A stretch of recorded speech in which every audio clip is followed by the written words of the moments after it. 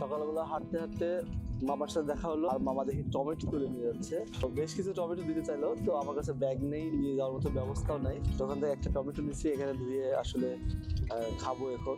তো ভাবলাম যে আপনাদের শেয়ার করি। একদম তরতাজা, যেটাকে বলে হলো সতেজ। এটা কিন্তু আসলে গ্রামে থাকলেই সম্ভব, কারণ যারা শহরে থাকেন তারা কিন্তু এইভাবে আসলে জমির থেকে এইমাত্র তোলা টমেটো আসলে যে খেতে কি টেস্ট, সেটা আসলে আপনারা ভাবতে পারবেন না।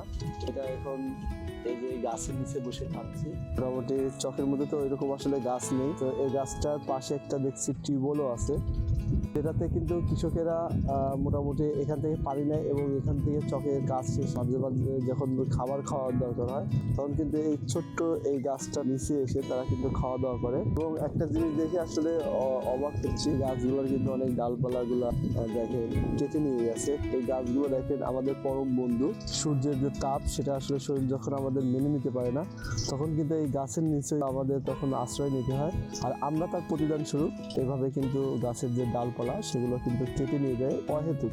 আমার মনে হয় না যে এই ছোট্ট গাছ থেকে আসলে যে ডালপালাগুলো নিয়ে কারো কোনো ব্যক্তিগত কোনো কাজে আসলে ব্যবহৃত হয়। কি কারণে কাটে তারাই কিন্তু ভালো জানে। তো সবার দৃষ্টি আকর্ষণ করি, এরকম গাছগুলো যেগুলো আমাদের আসলে উপকারে আসে, সেই গাছগুলো আমাদের এভাবে আসলে কষ্ট দেওয়ার কোনো মানেই হয় না। তো দেখেন একদম তরতাজা টমেটো, এটা এখন খাবো। আর অনেকক্ষণ হাঁটছি সকালবেলা, না খেয়ে বের হয়েছি বাসার থেকে। গাছের থেকে যে কোনো ফল না, শাকসবজি থেকে শুরু করে সবকিছু কিন্তু আসলে টাটকা খাওয়ার মজাটাই আলাদা। আমরা যারা গ্রামে বসবাস করি তারাই একমাত্র ভালো বলতে পারবে।